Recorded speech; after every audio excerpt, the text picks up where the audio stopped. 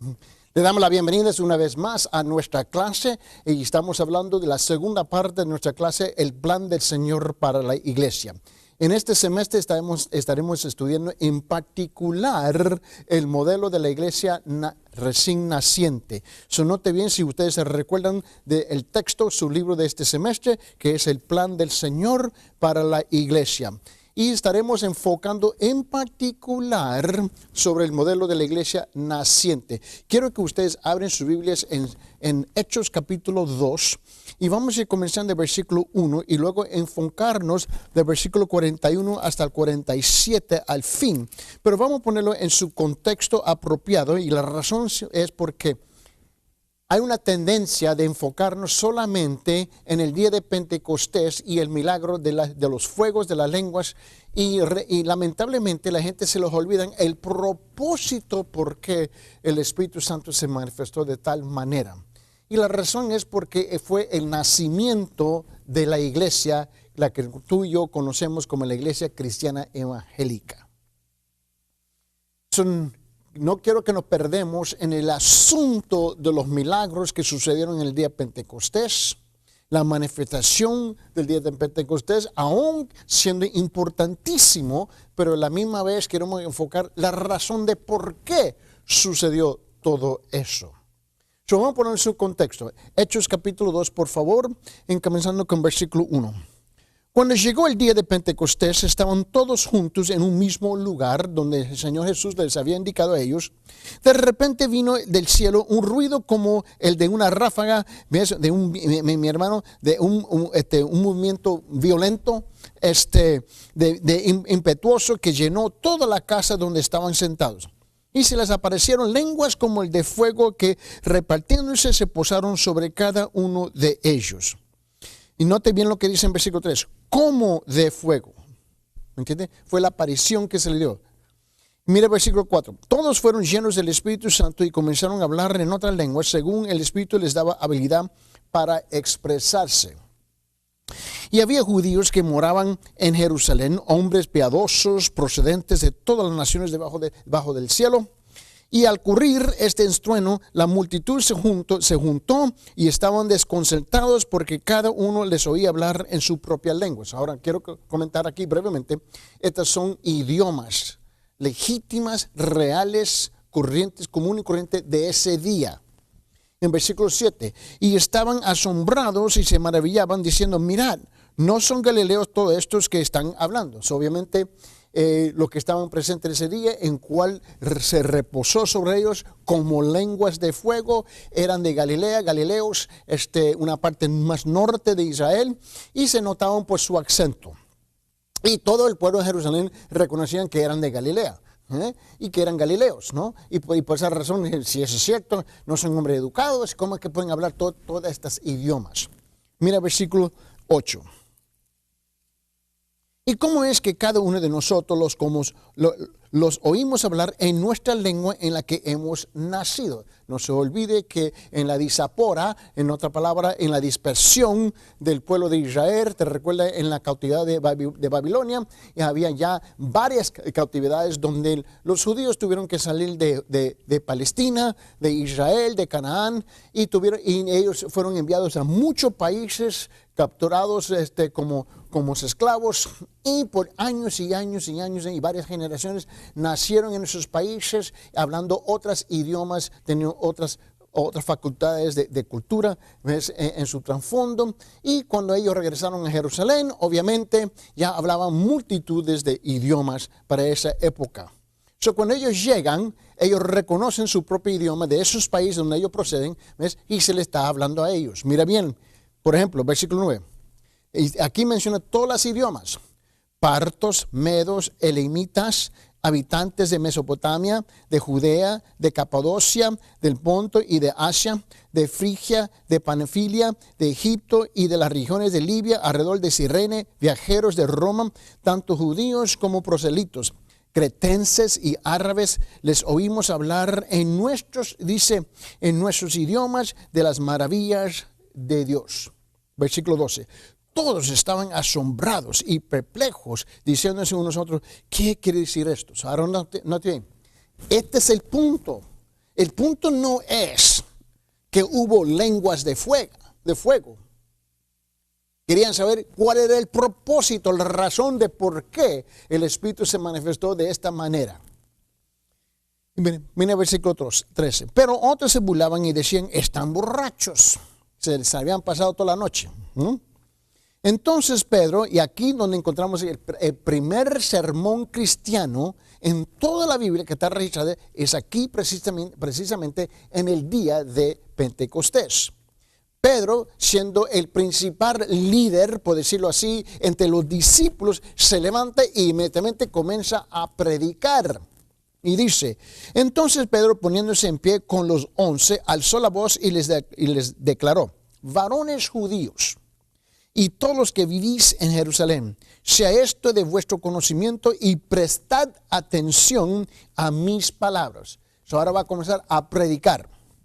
Porque estos no están borrachos como vosotros suponéis, que apenas es la hora tercera del día, en otra palabra, las 9 de la mañana. Porque el día del judío comenzaba a las 6 de la mañana y terminaba a las 6 de la noche.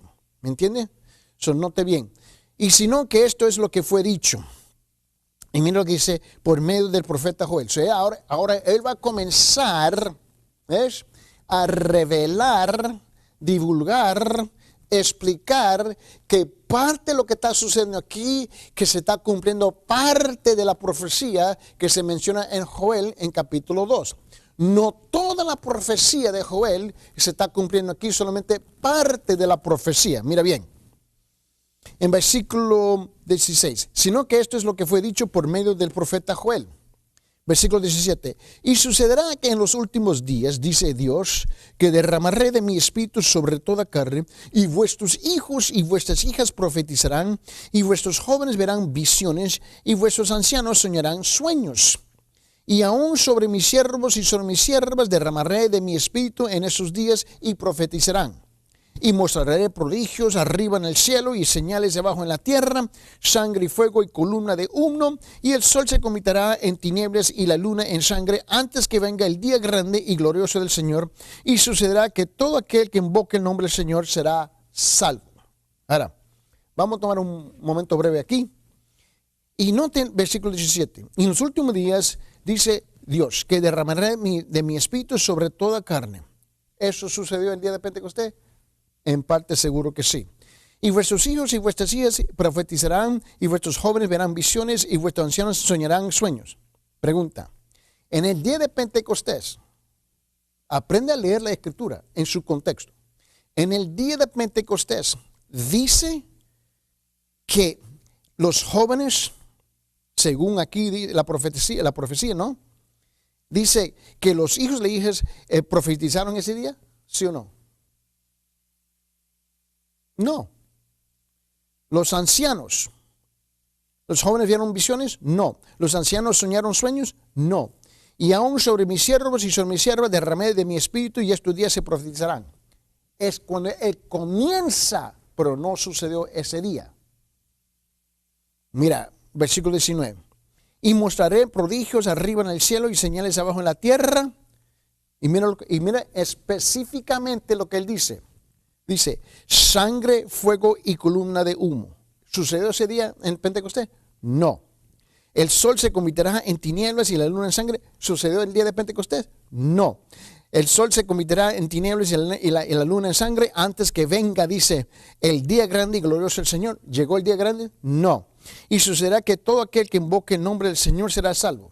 Ahora note bien. Sabemos que la última parte en versículo 21 sí sucedió en parte porque 3,000 personas se añadieron a la iglesia ese día. El primer mensaje cristiano, el primer sermón cristiano, y 3,000 personas se añadieron a la iglesia. Y ahí nace la iglesia. Amén. Eso note bien. Es en este contexto en cual vamos a hablar del modelo de la iglesia naciente. Amén. Note en versículo 22, varones israelitas. Mira, ahora él entra en los detalles de su mensaje. Varones israelitas, escuchar estas palabras. Jesús el Nazareno, varón confirmado por Dios entre vosotros con milagros, prodigios y señales que Dios hizo en medio de vuestros a través de él, tal como vosotros mismos sabéis, So, él está afirmando y confirmando lo que ya ellos ya sabían y de lo cual habían sido testigos. A este, entregado por el plan predeterminado y el previo conocimiento de Dios, clavasteis en una cruz por manos de impíos y le matasteis. Ahora note bien. So, él les hace saber a su audiencia en el día de Pentecostés, ¿ves?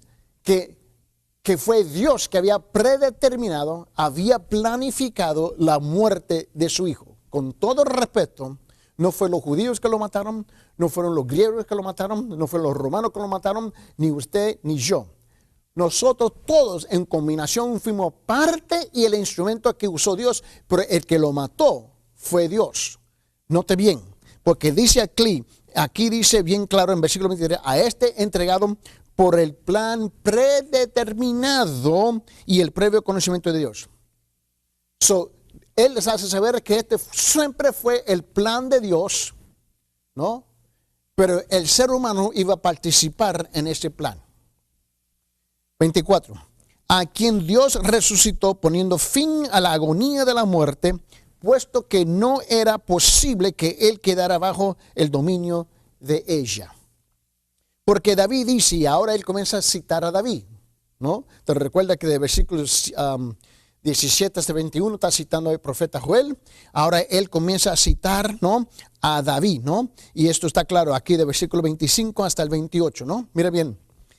Porque dice David de él, veía siempre al Señor en mi presencia, pues está a mi diestra para que yo no sea conmovido.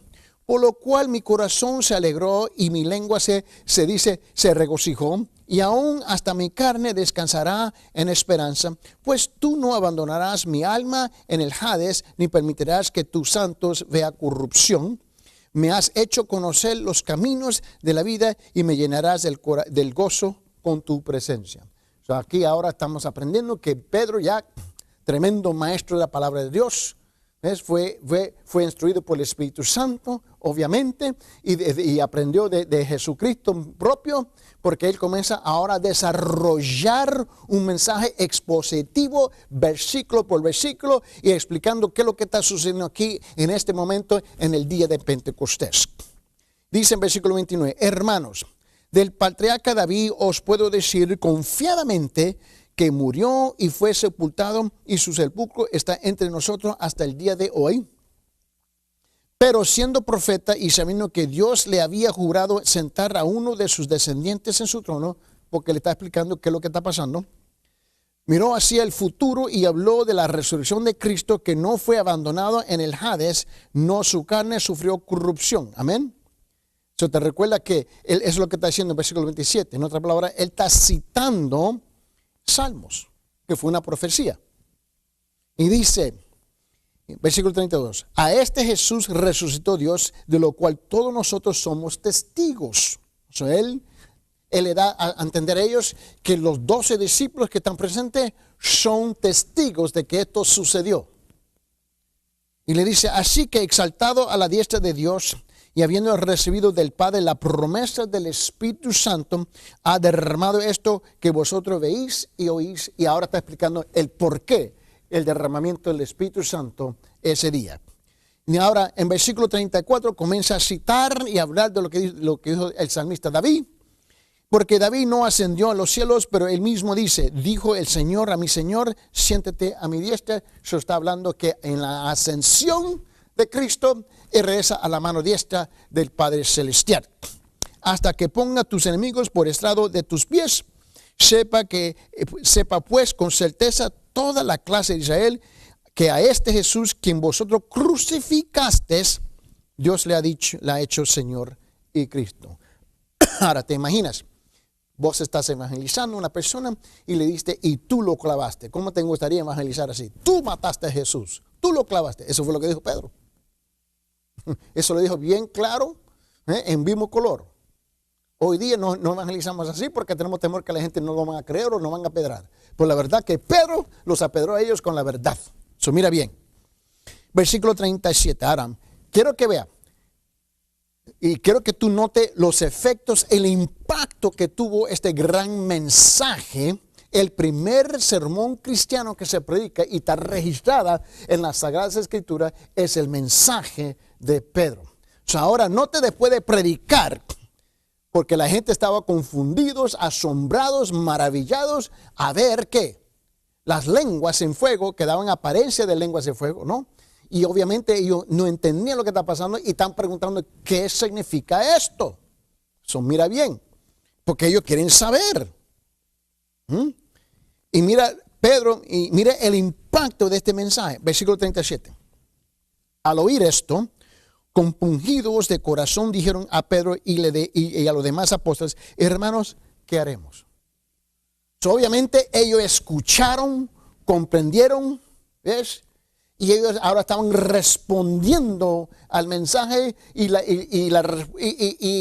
el proceso de responder, quieren saber qué es lo que debemos hacer.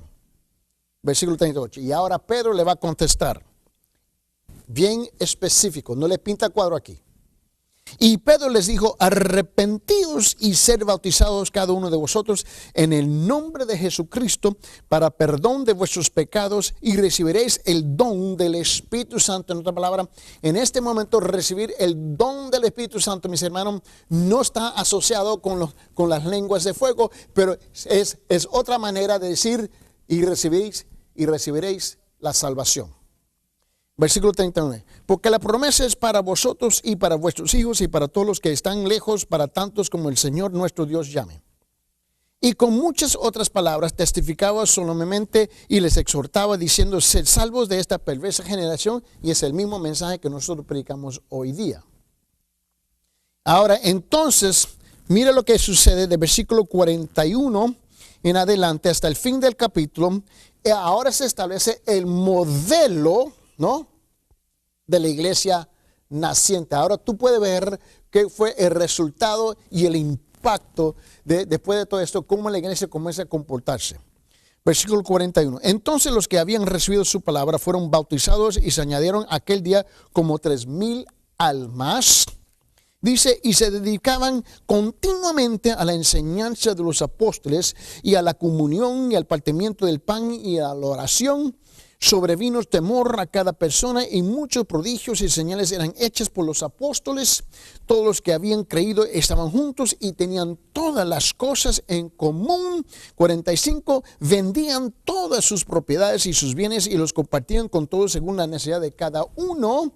Y dice, día tras día continuaban unánimes de que en el templo y partiendo el pan de los hogares comían juntos y con alegría y sencillez de corazón y alabando a Dios y hallando favor con todo el pueblo, y el Señor añadía cada día el número de ellos que iban siendo salvos. Note bien, si tú notas bien en versículo 46 dice que ellos estaban continuando ¿dónde? En el templo. Porque aún siendo judíos, ahora se convierten en el cristianismo o la gente del camino. Y note bien que ellos todavía estaban participando y asistiendo al templo donde iban a orar. Ahora tenían una razón por cual orar. No era de desesperanza, pero una oración de esperanza. Ahora, este es el contexto en cual nace la iglesia, mi hermano, la iglesia dinámica y el modelo de la iglesia naciente. Ahora, la pregunta que tenemos que contestar, mis hermanos, es cómo debe nacer y cómo se debe seguir desarrollando la iglesia hoy día. Cuando comparamos la iglesia primitiva, la primera iglesia, la primera comunión, el primer compañerismo de amor, ¿no? ¿Ves? Con la iglesia postmoderna de hoy día, mis hermanos, no aparecen igual. Nosotros estamos tan lejos de la realidad, de la pauta bíblica, del modelo bíblico de la iglesia, mis hermanos, que si Cristo tuviera que regresar hoy día y entrar en los templos nuestros, en la iglesia nuestra, Él no podía reconocer su propia iglesia. ¿Por qué? Porque ahora la iglesia nuestra es hombre-céntrico y ya no es una iglesia cristocéntrico. Ya es una iglesia que se enfoca en las necesidades de los seres humanos y no en la gloria del Señor. Estamos más preocupados si los hermanitos, los benditos hermanitos están cómodos o si el Señor, en vez de a ver si el Señor está contento y alegre con nosotros en nuestra manera de agradar, agradecer y alabar y adorar al Señor. Aún si tú escuchas las canciones que se cantan, la mayor parte de ellas, mis hermanos, sirven para nada. Son solamente canciones donde le está pidiendo al Señor hacer esto y esto y esto y esto. No le dan a Él la honra y la gloria simplemente por quien Él es. ¿Ves? Las canciones nuestras son hombre-céntricos, ya no son cristocéntricos. Mis hermanos, las predicaciones nuestras son hombre-céntricos, ya no son cristocéntricos. Aún el pedir, ¿ves? El pedir de ofrendas y pedir por el apoyo financiero económico de la iglesia son para propósitos hombre-céntricos, ya no es para la honra y la gloria del Señor. Estamos siempre levantando, recaudando dinero para programas al interno, programas internos de la iglesia para sostener y mantener todo el mundo feliz y contentos, pero ya no apoyamos la obra misionera. Somos miserables para apoyar la obra del Señor y la gran comisión, pero somos muy generosos para levantar fondos en cual nosotros mismos vamos a aprovechar, mis hermanos, de los beneficios de esos fondos. ¿Ves? Ya estamos en la iglesia hombre-céntrico y ya no en la iglesia cristocéntrico. Hemos perdido el sentido del propósito de por qué llegamos al templo. Llegamos para darle a Él honra y gloria. Llegamos para adorar y alabar a la persona que Él es y lo que Él ha hecho. No, mis hermanos, hoy llegamos para pedir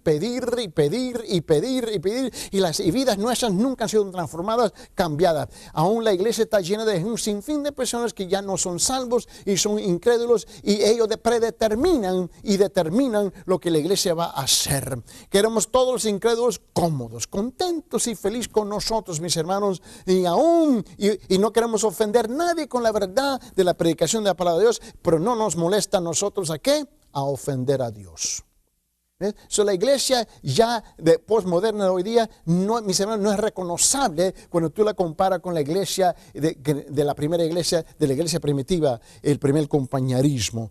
Note la pauta que se tiene que establecer aquí y note bien, y se establece en versículo 41 hasta el 47, y esta es la pauta donde estaremos nosotros enfocando de aquí adelante, ves, el modelo de la iglesia dinámica recién nacida. Y dice, entonces los que habían recibido, versículo 41, su palabra fueron bautizados y se añadieron aquel día como 3,000 personas, dice, y se dedicaban continuamente a la enseñanza de los apóstoles y a la comunión, al partimiento del pan y la oración. Sobrevino temor, dice a toda persona, y muchos prodigios y señales eran hechas por los apóstoles. Y dice, todos los que habían creído estaban juntos y tenían todas las cosas en común. Y mira bien, y vendían todas sus propiedades y sus bienes y los compartían con todos según la necesidad de cada uno. Día tras día continuaban unánimes en el templo, partiendo el pan en los hogares, comían juntos con alegría y sencillez de corazón, alabando a Dios y hallando favor con todo el pueblo.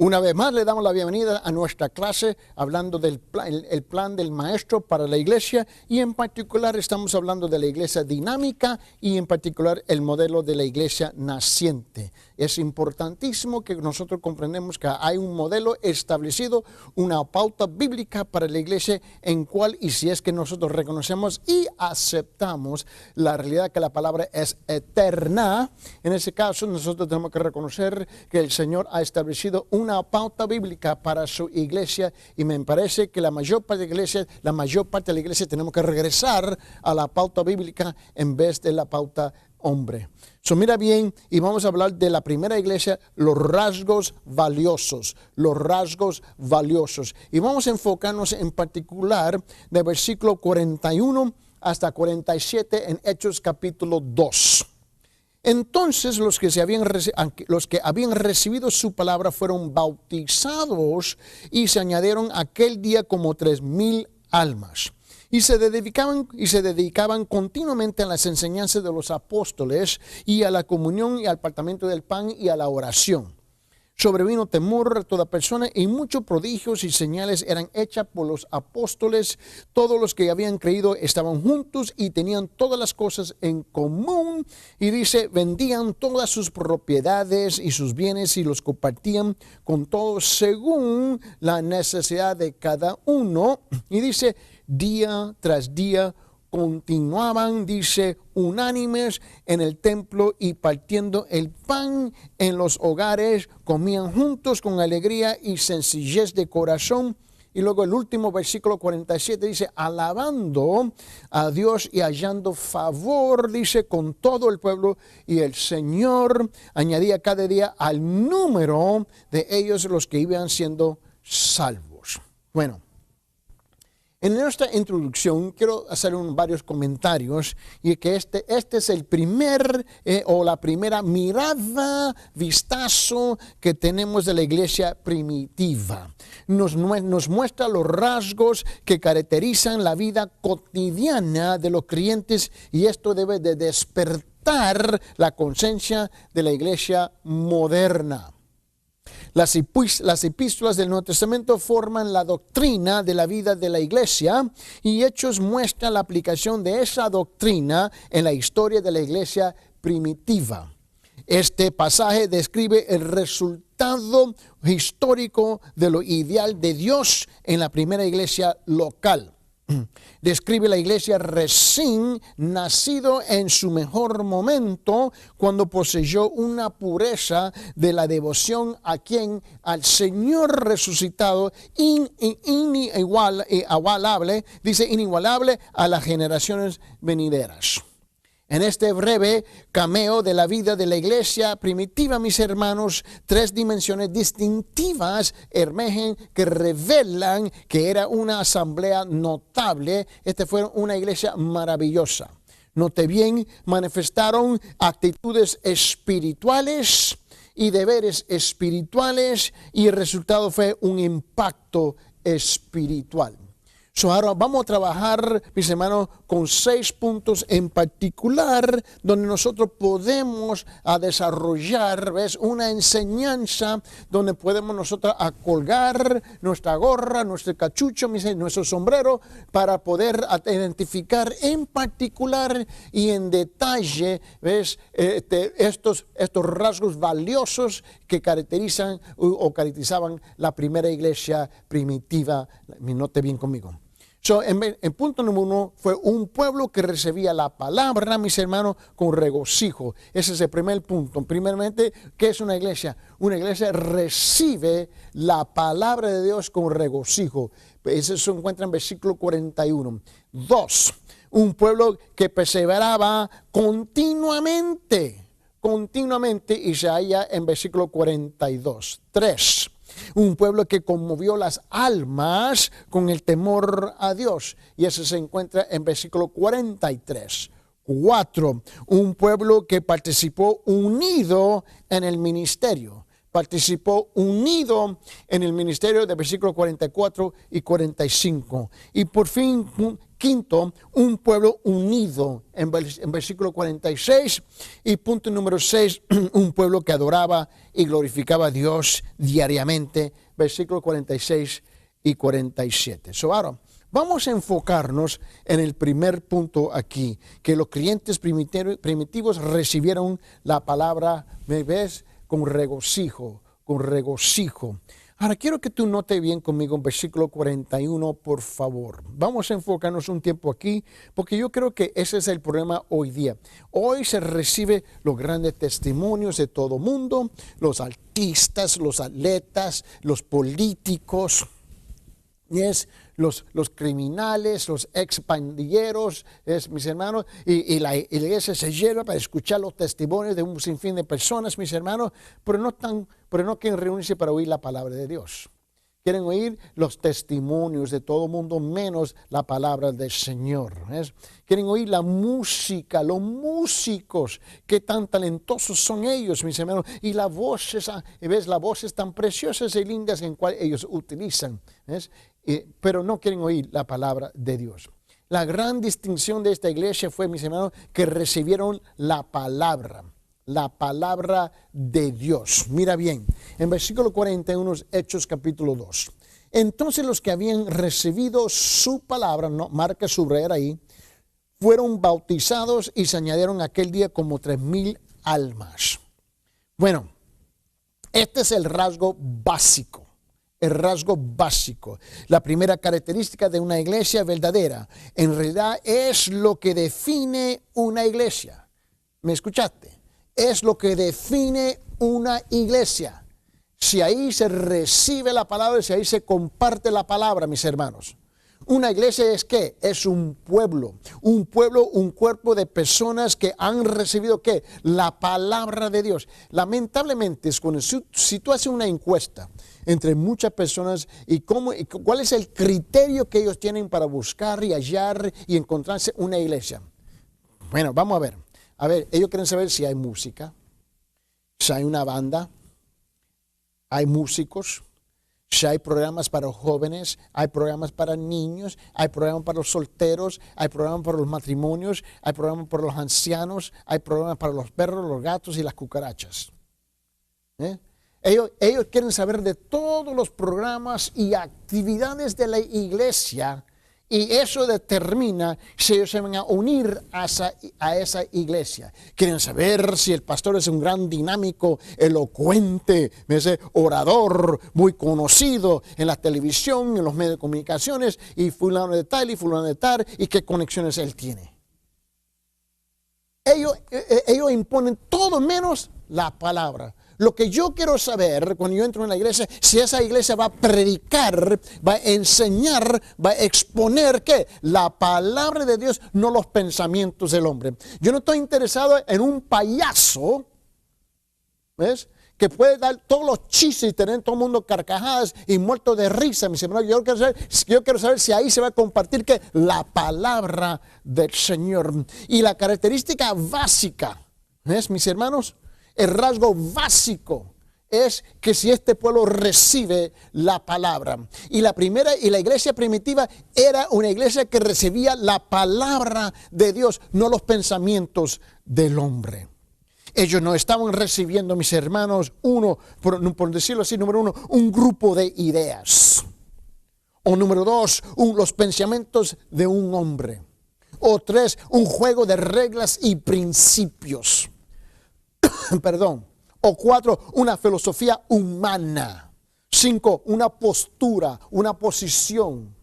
Y seis, una religión. Ellos no estaban recibiendo eso, mis hermanos. La iglesia primitiva allá había salido ¿de qué? De la religión del judaísmo. Ellos estaban hasta las orejas con la religión. Pero nosotros hoy día encantados con la religión. La primera iglesia, mis hermanos, la iglesia primitiva estaba recibiendo la palabra de Dios. Algo que es extraño hoy día.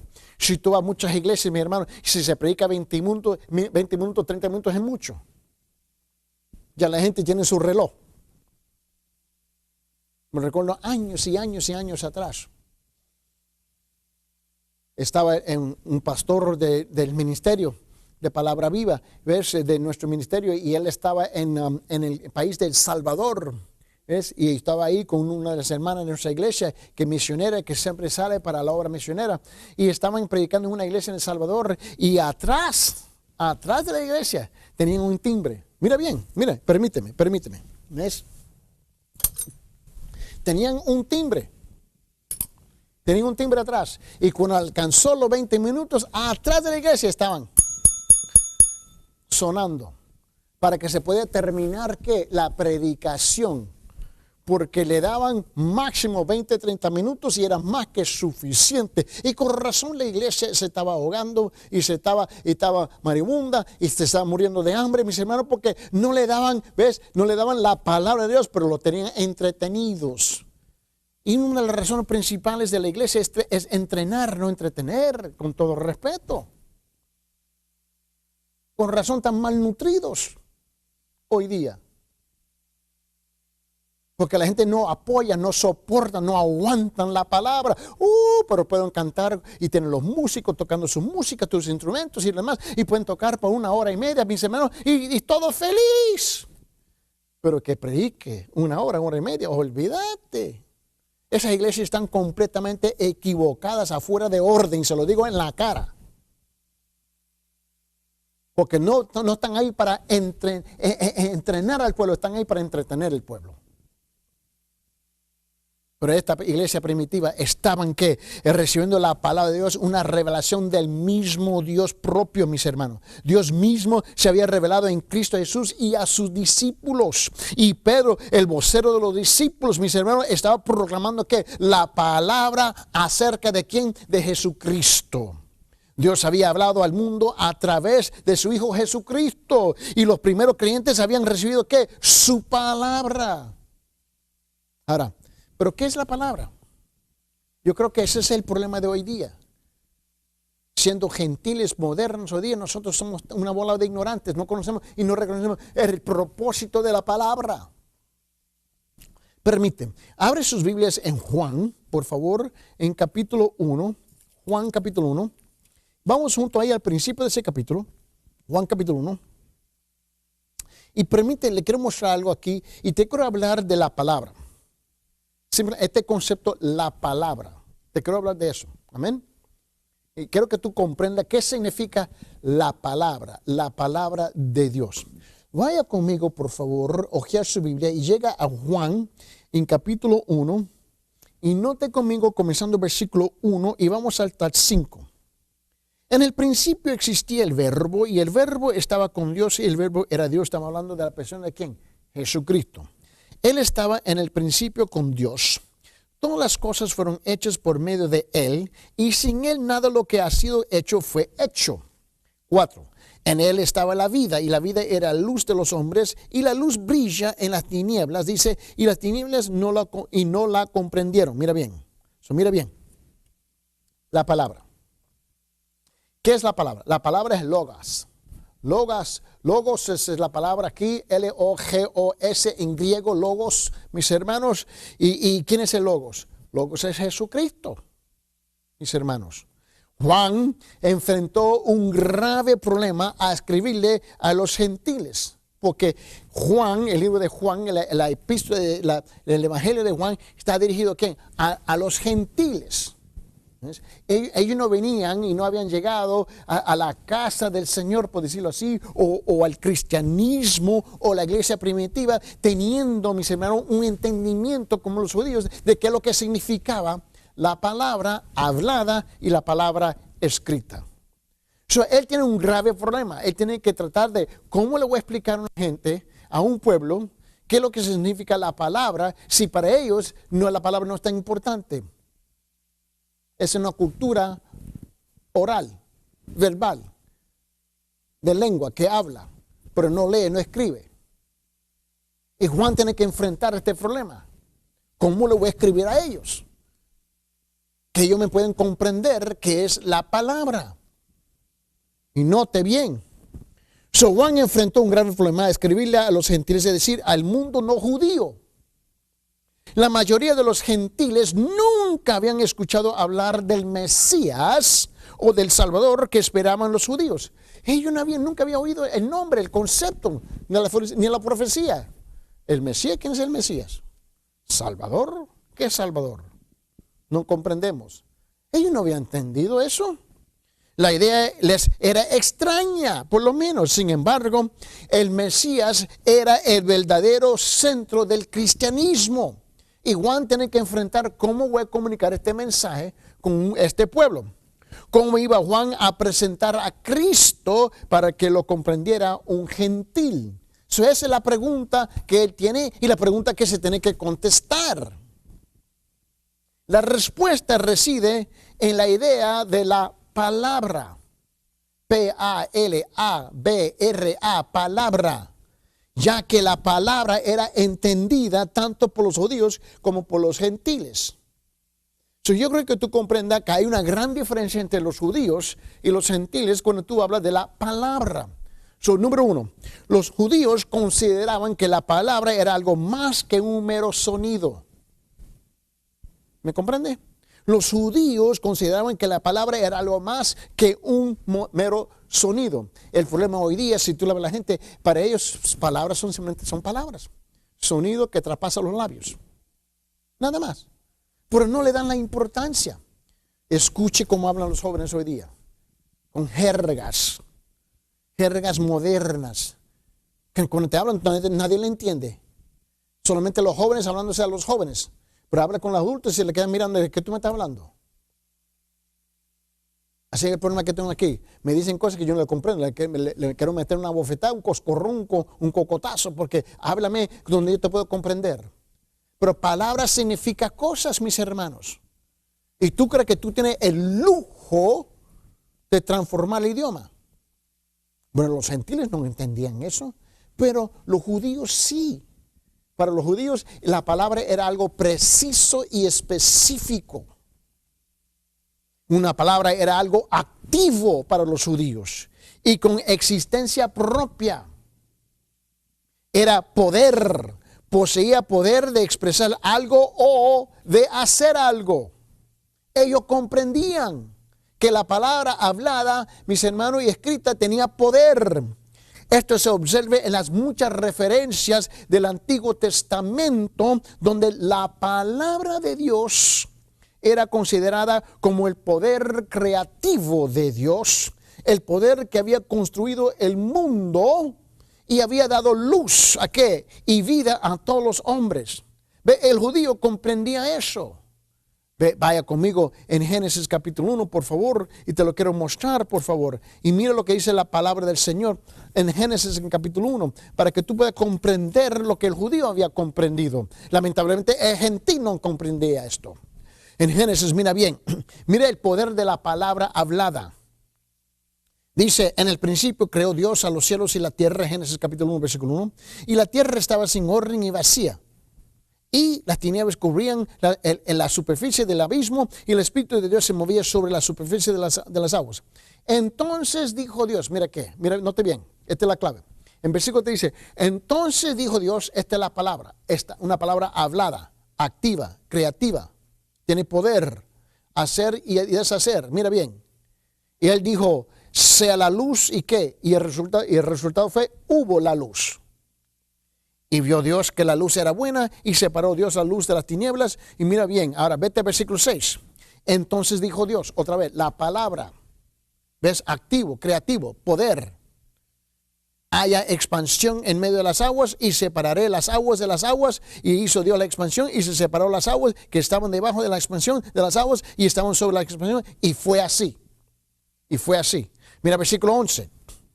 Y dijo Dios, produzca la tierra vegetación, hierbas que den semilla y árboles frutales que den fruto sobre la tierra, según que su género con su semilla en él. ¿Y qué? Y fue así. Tú puedes que es activo, creativo, ¿no? Y tiene poder.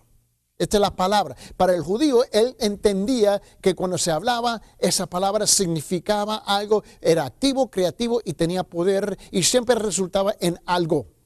No es como hoy día que la gente habla con sus dobles sentidos, mis hermanos, y hablan sus chatadas y hablan sus estupideces y no les molesta en la manera que hablan y no comprenden, ¿ves?, el uso del lenguaje del idioma. Miren, Salmo 33 en versículo 6. Salmo 33, versículo 6 dice, por la palabra del Señor, mira bien, ¿por la qué? La palabra del Señor fueron hechos los cielos y todo su ejército por el aliento de su boca. Comprendía que era activo y creativo y poderoso.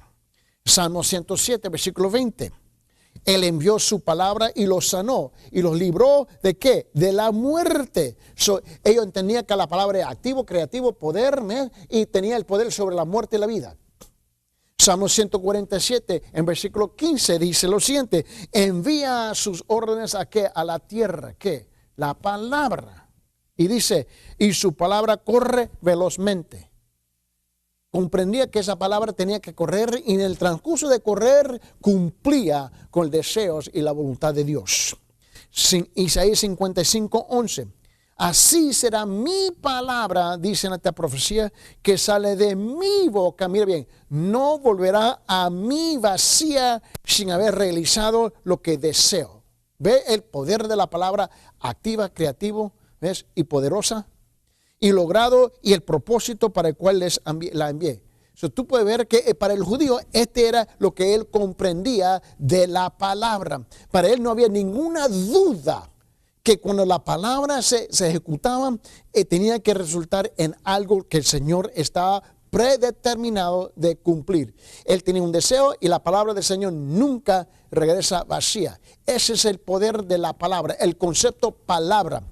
Hoy en día nosotros usamos la palabra, ¿ves? Para mentir, para engañar, para cometer fraude, para nosotros, ¿ves? Para compartir chistes, para jugar el papel de payaso, para jugar y dañar la virtud, la característica, la integridad, la imagen de una persona, su reputación. Nosotros compartimos un sinfín de palabras con gente, prometimos lo que nunca vamos a cumplir. ¿Sabes? Para nosotros la palabra ya no es importantísima. La palabra es una herramienta, ¿ves? Por decirlo así, una bala en nuestra pistola, ¿ves?